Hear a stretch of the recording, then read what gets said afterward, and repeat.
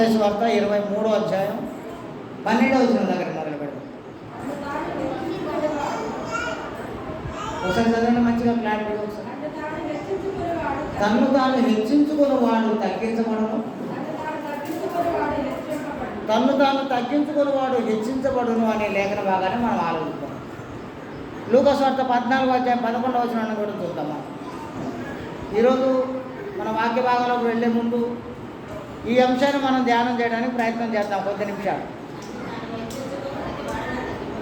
తన్ను తాను హెచ్చించుకుని ప్రతివాడును తగ్గింపబడును, తన్ను తాను తగ్గించుకున్నవాడు హెచ్చింపబడును అని యేసుప్రభు చెప్పినటువంటి సంఘటన మనం ఆలోచించాం. ఎందుకు ఈ సంఘటనలన్నింటినీ మనం ఎందుకు ఆలోచించాలంటే, ఎవరైతే తన్ను తాను తగ్గించుకుంటారో వాళ్ళు దేవుని చేత హెచ్చింపబడతారు. ఎందరైతే తనను తను హెచ్చించుకుంటాడో వాడు దేవుని చేత తగ్గించబడతాడు. ఈ లేఖనాన్ని మనం ధ్యానం చేద్దాం. హెచ్చించుకోవడం అంటే ఆ క్యారెక్టర్ని ఒకసారి మనం ఆలోచిద్దాం. తనను తాను హెచ్చించుకునే క్యారెక్టర్ని ఏమంటారు?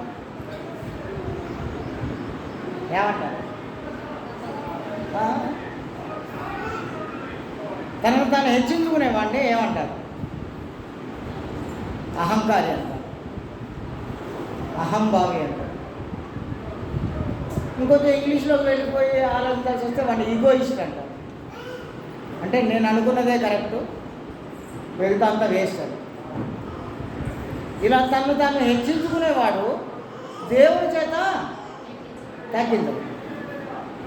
ఎందరైతే నాకేం తెలియదు, నేను ఐఎమ్ వెరీ ఒబీడియంట్ అని, తాను ఎంతో విధేయత కలిగినటువంటి వాడిని తను తను తగ్గించుకొని ఉండేవాడు ఎవడైనానూ సరే వాడు దేవుని చేత. ఇప్పుడు నేను ఒకసారి వెళ్ళి సత్యానందం దగ్గర పోయి సత్యానందం అయ్యారు దగ్గర వాళ్ళ అన్నయ్య గురించి ఆలోచిస్తాను, సుదర్శన్ సార్ గురించి ఆలోచిస్తాను. వాళ్ళకు ఒక ఫెలోషిప్ ఉంది, వాళ్ళకంటూ ఒక చర్చ్ ఉంది. దాని పేరేంటో తెలుసా? హెబ్రో ఫెలోషిప్. హెబ్రో అంటే మనకేమో పొగరు ఎక్కువ. మనం ఏంటంటే మనం సత్యం ఉంది, మన దగ్గర పరలోకం ఉంది, మనకి మాత్రమే అని గర్వం ఉంది మనకు. వాళ్ళకి పరలోకం రాదు, వాళ్ళు సత్యంలో లేరు, అయినా సరే వాళ్ళ దగ్గర భక్తి ఎక్కువ. ఆ భక్తి ఏంటో చూస్తున్నాను ఇప్పుడు. అందుకోసం ఈ సుదర్శన్ సార్ వాళ్ళని మనం ఎగ్జాంపుల్ తీసుకోవాల్సి వచ్చింది. అక్కడ చాలా పెద్ద పెద్ద ఆఫీసర్లు ఉంటారు ఆ సంఘంలో.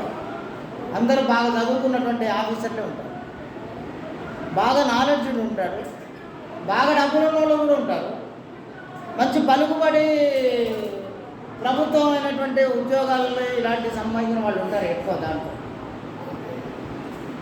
మనలాగా అందరికీ కుర్చీలు ఉండవు, కింద పట్టాలు వేసుకున్నారు. ఆయన ఎంత పెద్ద గొప్పడైనా వచ్చి ఆయన కింద కూర్చోవాలి. వాడి కాళ్ళు నొప్పులు ఉన్న కిందనే కూర్చోవాలి, వాడి కాలు మడకపోయినా కూడా కిందనే కూర్చోవాలి. ఇది ఇలా ఉంటే డ్యూటీలు, ఇప్పుడు మనం ఎట్లా వారానికి ఒకటి చర్చి కడగాలని డ్యూటీలు ఎలా ఉంటాయో వాళ్ళకి అలాగే డ్యూటీలు ఉంటాయి. ఒకవేళ దావీదు సార్ని తీసుకుందాం, ఆయన ఎంఆర్ఓ ఉద్యోగం చేస్తున్నారు అనుకుందాం. ఆయనకు ఆ రోజు స్థానిక సంఘంలో ఏంటంటే చర్చి కడిగి మొత్తం ఆ లెట్రిన్లు బాత్రూమ్లు అన్నీ క్లీన్ చేసే డ్యూటీ వచ్చింది. ఆయన ఏం చేస్తారో తెలుసా?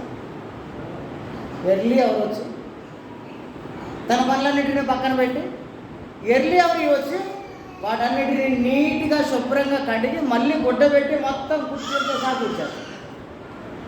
ఎవరు? ఎంఆర్ఓ గారు, ఒక ఎంఆర్ఓ. ఇదంతా ఎక్కడ జరుగుతుందంటే హెబ్రోన్ అనే ఒక ఫెలోషిప్లో జరుగుతుంది ఇక్కడ. దాని పేరు వాళ్ళు ఏం పెట్టారంటే దేవుని ఎడల భయము భక్తి అని పెట్టారు. ఇప్పుడు నేను ఒకసారి వెళ్ళి దావీదు సార్ దగ్గరికి వస్తాం. మళ్ళీ ఒకసారి క్రీస్తు సంఘంలో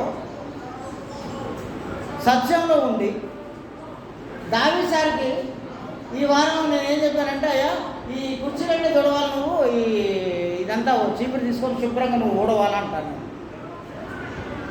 దావీదు సార్కి చాలా కోపం వచ్చేసింది.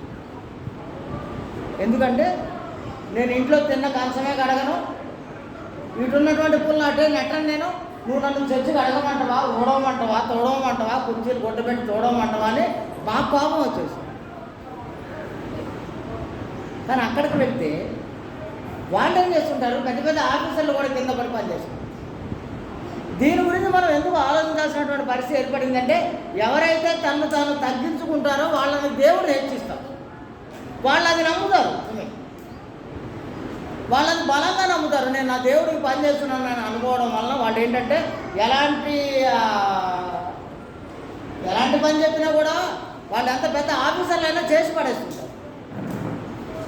కానీ ఎవరైతే తను తాను హెచ్చించుకుంటారో వాళ్ళు మాత్రం దేవుని చేత తగ్గించబడతారు. ఈ సంగతిని మనం తెలుసుకోవాల్సిన అవసరం. వీటిని అన్నింటిని గురించి మనం ఆలోచిస్తున్నప్పుడు, జయన్నారు సార్ ఆన్లైన్ పేమెంట్ వెళ్ళండి మీరు, లేదా ప్రేర్లో ఉంటే ఉండొచ్చు కూడా, మీరు కూడా ప్రేర్ రండి. తనను తాను తగ్గించుకునేవాడు హెచ్చింపబడునని, తనను తాను హెచ్చించుకునేవాడు దేవుని చేత తగ్గించబడుననే లేఖన భాగాలను మనం ఈరోజు ఆలోచిస్తున్నాం. అందుకోసం ఇప్పుడు దావీదు సార్ చదివినటువంటి ఒక లేఖన భాగం ఏముందంటే, యేసు ప్రభు తన టైం వచ్చేసిందని అర్థమైపోయింది. యేసు ప్రభు తన తండ్రి వద్దకు వెళ్ళాల్సిన టైం వచ్చేసిందని,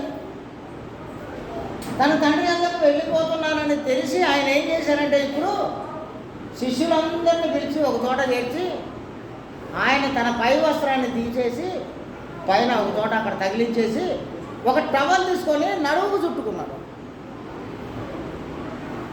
టవల్ తీసుకొని నడుముకు చుట్టుకొని ఆయన ఏం చేస్తున్నారు తెలుసా సుమి? ఎవరు మన ప్రభువును రక్షకుడు దేవునితో సమానముగా ఉండుట విడిచిపెట్టకూడని భాగ్యమని ఎంచుకొనని ఆన్లైన్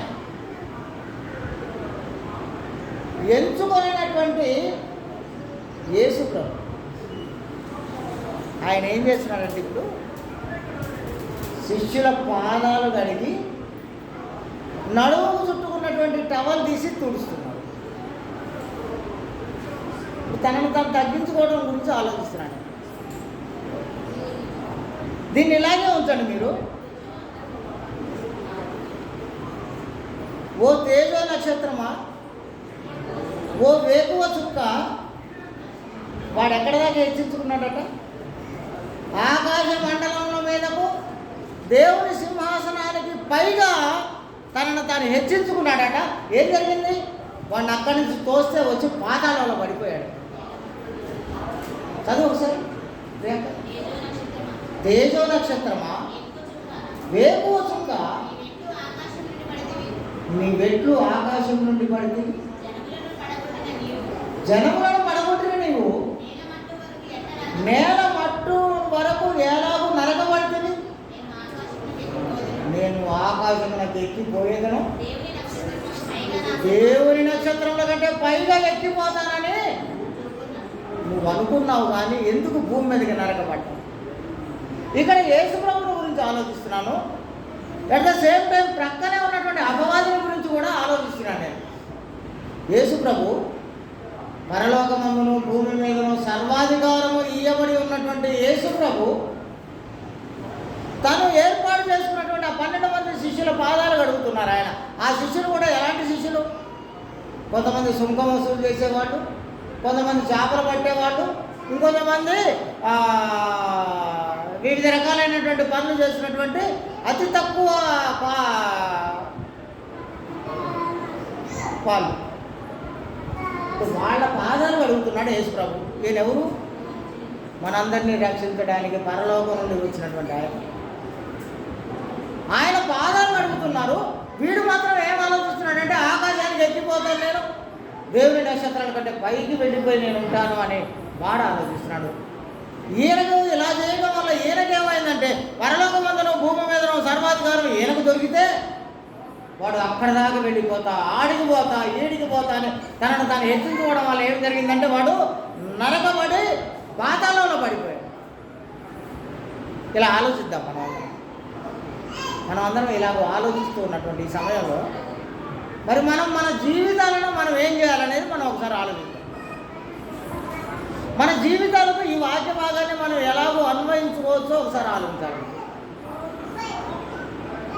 పాదాలు కడగడం అంటే ఏంటో తెలుసు అసలు మీకు? ఒకరి పాదములు కడుగుట అనగా మనకున్నటువంటి అవయవాలన్నిటిలోకి బాగా దుమ్ము ధూళి పట్టే అవయవాలు ఏమైనా ఉన్నాయంటే అవి 2 కాళ్ళు, వాటి పాదాలు. సమస్తమైనటువంటి భూమి మీద ఉన్నటువంటి ఇదంతా ఏదైతే చెత్త చెదారం ఉంటుందో అది పాదాల దగ్గరే ఉంటుంది. ఇప్పుడు నేను జున్నుగాడికి ఒకసారి పాదం, ఎప్పుడైనా నువ్వు స్నానం చేసినప్పుడు పాదాలు మంచి తెల్లటి టవల్ పెట్టి చూసుకున్నావా? మనం ఎవరు చూసుకోవచ్చు? మనం ఎవరు కూడా కామన్గా స్నానం చేసాం, వచ్చామా, ముఖం తుడుచుకున్నామా, ఒళ్ళు తుడుచుకున్నామా, టవల్ తుడుచుకున్నామా, బట్టలు వేసుకున్నామా, పోయామా, అంతే. మన పాదాలు మనమే తుడుచుకోము అసలు. కానీ యేసుప్రభు ఏం చేస్తున్నారంటే శిష్యుల పాదాలను కళ్ళెంలో పెట్టి శుభ్రంగా కడిగి నడుముకు ఒక టవల్ చుట్టుకొని వచ్చి ఆ టవల్ తీసి వాళ్ళందరినీ శుభ్రంగా తుడుచు. ఇలా చేస్తున్నప్పుడు సీరియల్ ప్రకారం పేతురు గారి దగ్గరకు వచ్చాడు. రాగానే పేతురు గారు ఏం చేస్తున్నాడు? నో నువ్వేంటయ్యా, నువ్వు నా పాదాలు కడగడం ఏంటో కుదరదా? నువ్వు అలా నా పాదాలు కడగకూడదు, నేను ఒప్పుకోను అన్నా. వెంటనే యేసుప్రభు చాలా కూల్గా ఏం చెప్పారంటే, ఇప్పుడు నేను ఇది నీకు చెయ్యకపోతే నీకు నాకు దోశ కట్టిపన్నాడు. అంత మాత్రమే కాదు, నీకు పరలోకం లేదన్నారు, నిత్య జీవపు వారసత్వం నీకు దొరకదన్నారు. పాదాలు కడగొద్దని అన్నందుకు ఇది నువ్వు కానీ చేయించుకోకపోతే నాతో పాలి లేదు అన్నారు, నీకు పరలోకపు వారసత్వం లేదు అన్నారు. వెంటనే పేతురు గారు ఏం చేశారు? అట్లనా? అట్లయితే నువ్వు నా కాళ్ళే కాదు, నా చేతులు కూడా కడుగు, నా చేతులే కాదు నా తల కూడా కడుగు అని అడుగుతున్నాడు ఆయన. ఏమేం కడగాలంటే ఇప్పుడు చేతులు కడగాలంటే పైన తల కూడా కడగాలి. వెంటనే యేసుప్రభు ఆయన మనసులో ఏముందో కనిపెట్టేసి ఏమన్నారంటే, స్నానం చేసినోడు మళ్ళీ మొత్తం కడుక్కోవాల్సిన అవసరం లేదయ్యా, ఒకటి కాళ్ళు కడుక్కుంటూ సరిపోతాను. విమన్నా నువ్వు ఒకసారి ఇటు రావా, ఇది ఆఫ్ చేయండి ఒకసారి.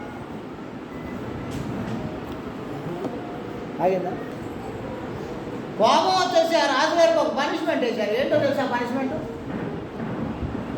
7 సంవత్సరాల కాలం అడవిలో పోయి గడ్డి తినాలని చెప్పి ఆయనకి పనిష్మెంట్ వేశారు. గడ్డి తినాలా రాజుగారు.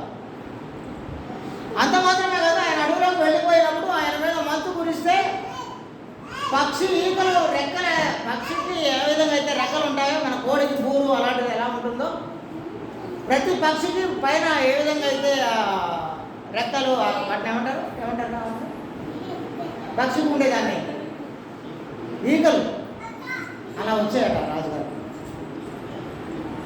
అంత మాత్రమే కాదు, ఆయన గోల్డ్ కూడా పక్షి యొక్క గోల్డ్ లాగా వచ్చేసింది అంట. ఇంత పనిష్మెంట్ ఆయనకి ఎందుకు పడిందో తెలుసా?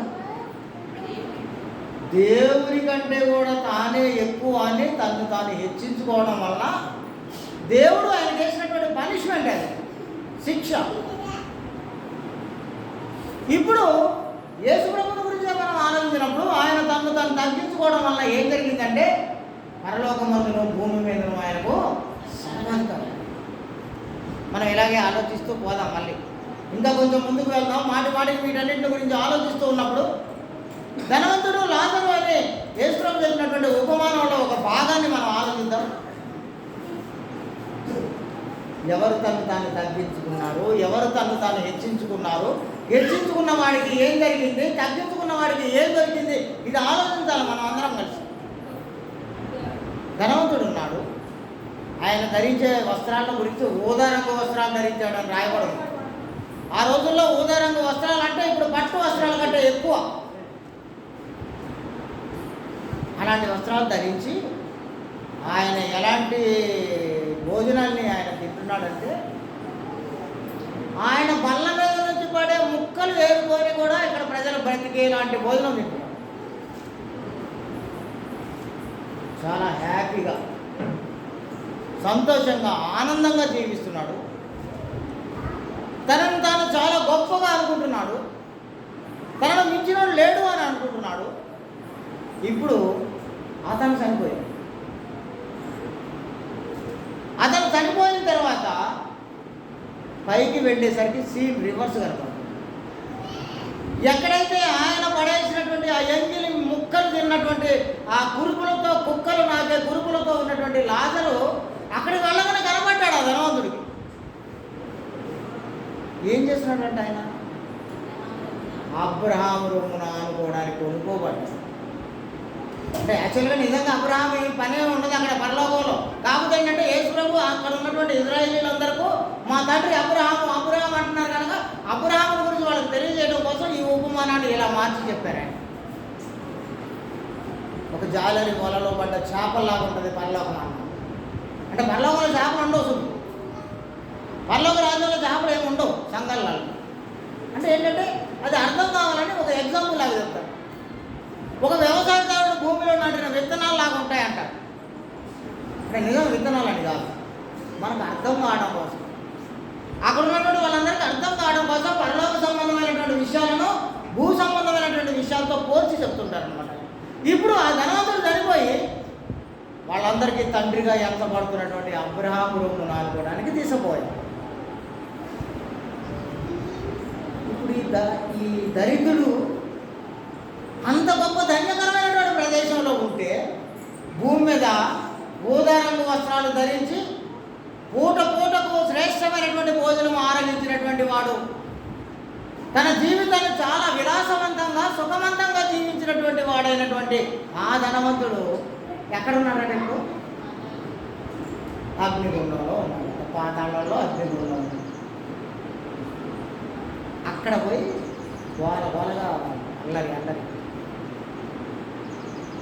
ఎలా ఉందంటే, అంటే ఈ మధ్య మీ అందరికీ అర్థమయ్యేలా చెప్పాలి.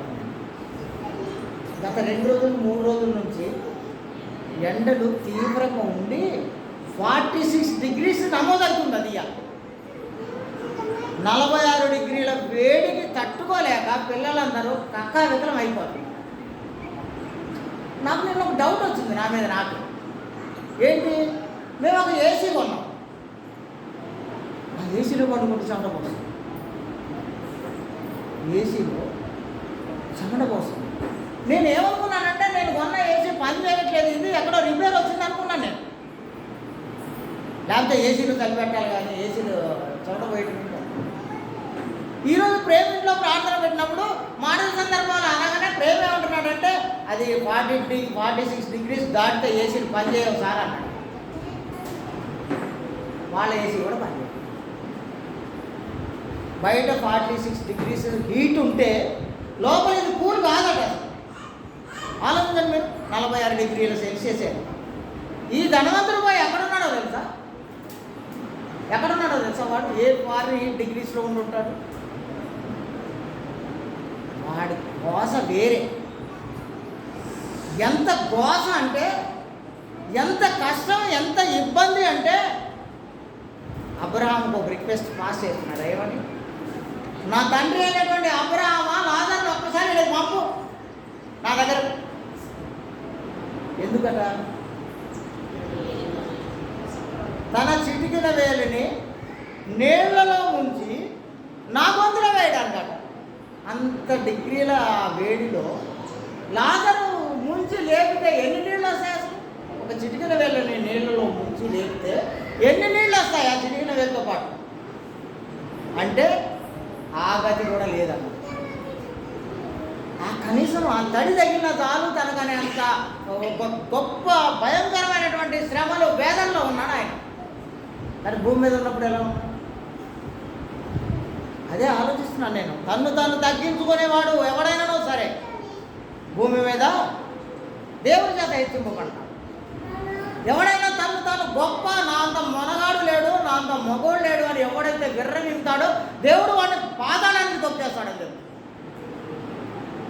నేనేదో మిమ్మల్ని అందరినీ భయపెట్టడానికి ఈ మాట చెప్పట్లేదు చూడండి. కాదు, ఒక క్రైస్తవుడిగా మన జీవితాన్ని మనం సరి చేసుకోవడానికి అవసరమైనటువంటి లేఖన భాగాన్ని పట్టుకొచ్చి మీకు ఎవడైనా నా విర్రవీగే దుష్టత్వంతో ఉండకూడదని దీని సారాంశం అదనమాట.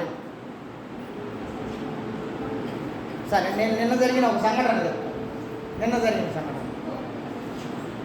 నిన్న మా మేడం జోనా శరీశ్రీ నాకు, అదేవిధంగా మా డీటెయిల్స్ మా తమ్ముడు కూతురు డైలుకి నిషి డీటెయిల్స్, అదేవిధంగా వైరాలో ఉన్నటువంటి ప్రేమానంద్ ఉన్నాడు, వాళ్ళ అమ్మాయికి, వీళ్ళ ముగ్గురికి నేను బ్యాప్టిజం ఇచ్చాను వైరా రిజర్వాయర్. నేను ఎంత సంతోషించి ఆనందించానంటే ఇది నా జీవితంలో నేను సాధించిన అద్భుతమైనటువంటి ఘట్టం. ఇది నా బిడ్డను, నా తమ్ముడు బిడ్డను, నాతో కలిసి పనిచేసినటువంటి ఒక సహోదరుడి కూతుర్ని నేను రక్షించేశాను. నేను ఆ రక్షణ మార్గంలోనికి పంపించేశాను. యేసు నామములో బ్యాప్టిజం ఇచ్చాం. అందుకే వీడియో తయారు చేసి పెట్టాను అందరికీ. యేసు నామములో బ్యాప్టిజం ఇచ్చాను. నేను నాకు అత్యంత ఇష్టమైనటువంటి నా కూతురికి, నేను అమితంగా ప్రేమించే మా తమ్ముడు కూతుర్ని, నాతో కలిసి పనిచేసినటువంటి నా సహోదరుడు కూతుర్ని, వీళ్ళ ముగ్గురిని యేసుక్రీస్తు నామములో బ్యాప్టిజం ఇచ్చి రక్షించేశాము. ఎందుకంటే అది బైబిల్ గ్రంథంలో క్రైస్తవ యుగంలోకి మార్పు చెందిన తర్వాత వచ్చినటువంటి ఆజ్ఞ కనుక ఆ ఆజ్ఞ ప్రకారం నా బిడ్డని రక్షించేసుకున్నాను. నా తమ్ముడు కూతుర్ని రక్షించేశాను. నేను నాతో కలిసి పనిచేసే ఒక ప్రీచర్ కూతుర్ని కూడా రక్షించేశాను.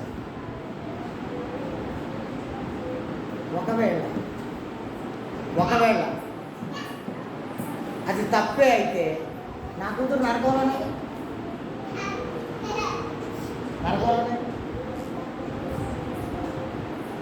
దేవుడు మీ అందరినీ దీవించి ఆశీర్వదించాలని కోరుకుంటున్నాను.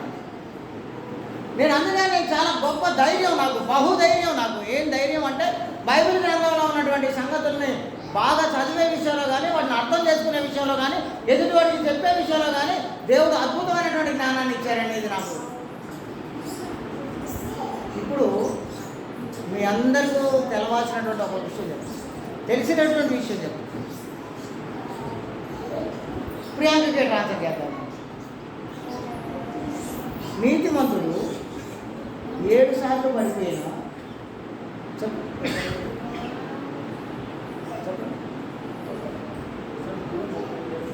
నీతిమంతుడు 7 సార్లు పడిపోయినా అతను తిరిగి అందరినా కేవలము నీతిమంతుని మాత్రమే అని. నీతిమంతుడు అంటే ఎవరు? క్వశ్చన్ ఏంటి? మీరు ఒకదాని వెనక ఒకటి ఒక ప్రశ్న వేసుకుంటూ వెళ్ళిపోదాం. నీతిమంతుడు అంటే ఎవరు? యేసుక్రీస్తు రక్తంలో కడగబడినటువంటి వాడు, యేసుక్రీస్తు నామములో బాప్తిజం పొందినవాడు. వాడిని ఏమంటారో తెలుసా? నీతిమంతుడు, నీతిమంతురాలు అంటారు. ఆ రక్షణ కవచం ఉంది కనుక ఒకవేళ వాడు తన జీవితంలో తప్పిపోయి కింద పడిపోయినా కూడా లేవడానికి దేవుడు అవకాశం ఇచ్చేస్తారు. అందుకే పిల్లలందరికీ సర్టన్ ఏజ్ రాగానే బ్యాప్టిజం ఇవ్వాలని కోరుకుంటాను నేను. ఎందుకంటే ఈ లేఖనం నాకు అర్థమైంది కనుక. గాడిదల్లాగా పిల్లలు పెరిగి పెద్దగా అయిందాకా బ్యాప్టిజం చేయకుండా ఉండకూడదు. మన బిడ్డలను మనమే రక్షించుకోవాలి, మన బిడ్డలను మనమే కాపాడుకోవాలి. మన బిడ్డల ఆత్మలను మనం కాపాడుకోలేకపోతే మనమంతా ఎంత భూమి మీద గొప్పతనాన్ని సాధించినా అది వ్యర్థం. ఒకవేళ మన పిల్లలను మనం కాపాడుకోలేకపోతే, వాళ్ళని నీతిమంతులుగా మనం మార్చలేకపోతే, ఒకవేళ వాడికి ఏదైనా అయితే అది చాలా చాలా కష్టమైనటువంటి విషయం, చాలా కష్టం ఎదురైతే. కానీ అదే నీతిమంతుడు పడిపోతే దేవుని సపోర్ట్తో మళ్ళీ లేపబడతాడు వెంటనే. అంటే మీరు అందరు రోజు పడిపోయి రోజు లేవమని కాదు నా అర్థం. నువ్వు ఒకవేళ పడిపోయినా దేవుడు నిన్ను లేపుతాడు అని అర్థం. అదే ఎన్నిసార్లట? 7 సార్లు అయినా సరే దేవుడు మీ అందరిని దీవించాలని ఆశీర్వదించాలని నువ్వు విధేయత కలిగినటువంటి వాడిగా జీవించు. నువ్వు విధేయత కలిగినటువంటి వాడిగా, నిన్ను నువ్వు తగ్గించేవాడిగా, తగ్గించుకునే గుణం కలిగిన వాడిగా నువ్వు జీవిస్తే దేవుడు నిన్ను అద్భుతమైనటువంటి రీతిలో పైకి లేపుతాడు. అంతేగాని నేనే గొప్ప, నన్ను మించిన వాడు లేడు గొప్ప.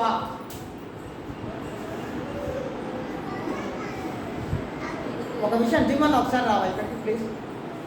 ఒక చిన్న పర్సనల్ విషయం చెప్తాను మీ అందరికి. పర్సనల్ విషయం, చాలా వ్యక్తిగతమైనటువంటి విషయాలు చెప్తాను నేను మీకు. పాజిటివ్ చేస్తున్నాను. ఎవరైనా నా మీద చెడ్డగా కానీ, ఎవరైనా నా మీద దుర్మార్గంగా కానీ లేనిపోయినవన్నీ కల్పిస్తే నాకు చాలా సంతోషం, ఆనందం. ఎందుకు అంత సంతోషించి ఆనందించాల్సిన అవసరం ఏముందిరా ప్రియాంక? అంత సంతోషించి ఆనందించాల్సిన అంత సందర్భం ఏముంది? నన్ను పట్టుకొని బూతులు మాట్లాడుతుంటే, నన్ను అనురాని మాటలు అంటుంటే నాకు సంతోషం, ఆనందం. ఎందుకో తెలుసా మీకు అసలు? మత్తయి 5వ అధ్యాయం 11వ వచనం 12వ వచనం. నాకు బైబిల్ అర్థమైంది కనుక, నేను బైబిల్ వెళ్ళి ట్రైనింగ్ చేసినప్పుడు నేర్చుకున్నాను కనుక, ఏం చేస్తే దేవుడు మెచ్చుతారో నేను తెలుసుకోగలిగాను కనుక ఇప్పుడు నేను అలా ఉంటున్నాను అంతే. 11, 12 వచనాలు మత్తయి 5వ అధ్యాయం.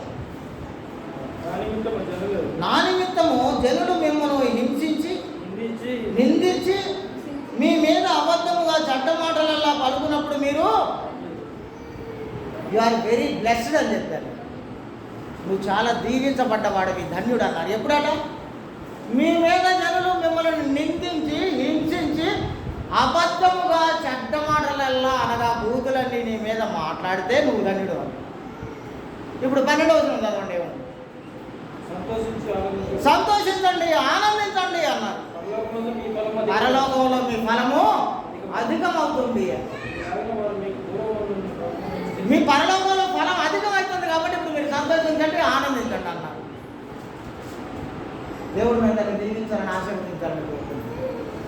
అదే నేను నన్ను ఒక చిన్న మాట అంటే వాడి ఇంటి మీద దాడి చేసి వాడి ఇంట్లో ఉన్న వాడిని గొంతుకొచ్చి కొట్టినటువంటి మేము మమ్మల్ని ఇప్పుడు బూతులు తిడుతున్నా నాకేం పెద్ద కష్టం అని అనిపించలేదు. పైపేసి ఏంటంటే నాకు బాగా సంతోషం, ఆనందం కలుగుతుంది. ఇప్పుడు రావి సార్, ఇప్పుడు నన్ను ఎవరైనా అంటే నేను పడాలంటే ఇప్పుడు నేను ఎందుకు పడుతున్నానో తెలుసా మీకు? కేవలం నేను ఒక దేవుని సేవకుని, దేవుని పని చేస్తున్నాను కనుక, సువార్త పని చేస్తున్నాను కనుక, ఆ పని నిమిత్తమే ఇక్కడ ఉన్నాను కనుకనే వాడితో మాట్లాడుతున్నాను కనుక నాకు పరలోకం వచ్చేసింది, పరలోకంలో నాకు ధనం హెచ్చించబడింది అని సంతోషం. మరి అదే నేను అంతకుముందు ఉన్నటువంటి లైఫ్లో ఉంటే వాడెవడు నా దగ్గరికి వచ్చే ఎంత అవకాశమే ఉండేది, ఎంత మాత్రం ఉండేది. వెనక సాక్ష్యాన్ని పెట్టిన అందుకే డాక్టర్ ఫిలిప్ని. ఒకసారి నేను రోడ్డు మీద నడిచిపోతుంటే నాకు కనపడ్డటువంటి సహోదరుని పెట్టిన నేను ఖమ్మంలో 2 నిమిషాల్లో సెటిల్ చేసి పడేసిన మొత్తం 2 నిమిషాల్లో. దేవుడు మీ అందరినీ దీవించి ఆశీర్వదించాలి. నిన్ను నువ్వు తగ్గించుకునే జీవితాన్ని కలిగి ఉండాలనేదే క్రైస్తవ జీవితం. క్రైస్తవ జీవితం అంటేనే నిన్ను నువ్వు తగ్గించుకొని బ్రతకడం అంతే. ఎవడైనా నిన్ను ఏదైనా అంటే వాడి మీద నువ్వు మళ్ళీ రివర్స్ వెళ్ళిపోయి వాడు ఒక 10 బూతులు తిడితే నువ్వు ఇంకో 100 బూతులు తిట్టడం కాదు. ఒకవేళ వాడు నీకు ఏదైనా ఒక చిన్న హాని చేస్తే వాడికి ఒక లంపడు కంపడు హాని చేయడం కాదు క్రైస్తవ్యం అంటే. హాని చేసిన వాడిని కూడా క్షమించాలి, హాని చేసిన వాడిని కూడా ప్రేమించాలి. వాడి వరకు నువ్వు దేవుని దగ్గర ప్రార్థనలు సమర్పించాలి. దేవుడిని అడగాలి నువ్వు, అయ్యా వీడికి ఒక అజ్ఞాని, వీడికి జ్ఞానం దయచేయి, అయ్యా వీడికి బుద్ధి లేదు, వీడిని ఎట్లా ఒకట కింద మీద భేదపడి చెయ్యాలి. ఇలా అడగలుగుతుంటూ రావాలి. నేను అందుకే యేసు ప్రభువు చేసినటువంటి కార్యాన్ని ఎందుకు మీకు జ్ఞాపకం చేశాను అంటే, ఆయన అలా చేయడం వల్ల పరలోకమందును భూమి మీదను సర్వాధికారాన్ని పొందారు. అంత మాత్రమే కాదు, ప్రతి మోకాలు యేసు నామమున వంగునట్టును ఈ భూమి మీద ప్రతి మోకాలు కూడా యేసు నామమున వంగునట్టును ప్రతి నాలుకయు దేవుని మహిమార్థమై క్రీస్తు ప్రభువు అని ఒప్పుకున్నట్లును ఆయన యేసుక్రీస్తుని హెచ్చించి అన్ని నామముల కంటే ద గ్రేట్ ఆయనకు చాలా గ్రేట్ థింగ్ ఇచ్చారు. ఆయనకు పెద్ద పేరు ఇచ్చారు, పైనామం ఇచ్చారు.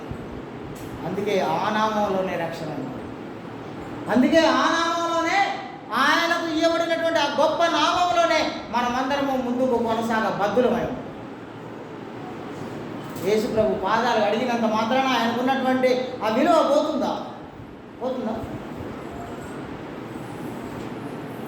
నాకు కుదరదు, నువ్వెవరో నేనెవరో అన్నారు. మీ అందరినీ నేను ప్రేమతో ఇదే కోరుకుంటున్నాను. స్థానిక క్రీస్తు సంఘాన్ని ప్రత్యేకంగా కోరుకుంటున్నాను. మీరందరూ విధేయులైన దేవుని పిల్లలుగా ఉండాలని. అలా ఉన్నప్పుడు మాత్రమే మీరు పరలోకాన్ని స్వతంత్రించుకుంటారు. పరలోకమే మీకు రానప్పుడు నువ్వెంత భక్తిని నువ్వు ప్రదర్శించినా, భూమి మీద ఎన్ని ప్రార్థనలు అటెండ్ చేసినా, నీ ఇంట్లో ఎన్ని ప్రార్థనలు పెట్టినా, నువ్వు ఎన్ని వందల వేల రూపాయల కానుక తెచ్చి ఇక్కడ సమర్పించినా సమస్తమును వృధా. నువ్వు వెళ్ళి అగ్నిలో కాలడమే, అంతే తప్ప నీకు ఇంకో మార్గం లేదు. ఎప్పుడైతే నీ మనసును మార్చేసుకుంటావో, ఎప్పుడైతే నువ్వు క్రీస్తు యేసు కలిగినటువంటి మనసును నువ్వు కలిగి ఉంటావో, అప్పుడు మాత్రమే పరలోకానికి వెళ్ళే గొప్ప ధన్యత, ఆధిక్యత.